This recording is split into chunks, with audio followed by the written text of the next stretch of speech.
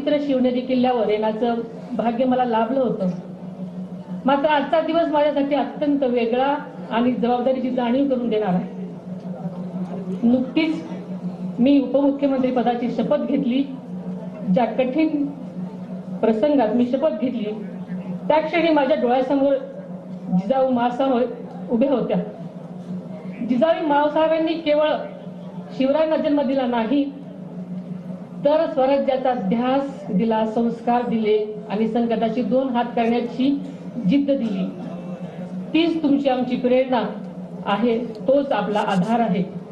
ज्या विचारांवरती आदरणीय दादांनी आयुष्यभर वाटचाल केली तोच शिवशाहू फुले आंबेडकरांच्या विचारांचा वारसा मी कधीही सोडणार नाही. हा शब्द या पवित्र भूमीमध्ये शिवजयंतीच्या साक्षीनं आज मी तुम्हाला सर्वांना देते.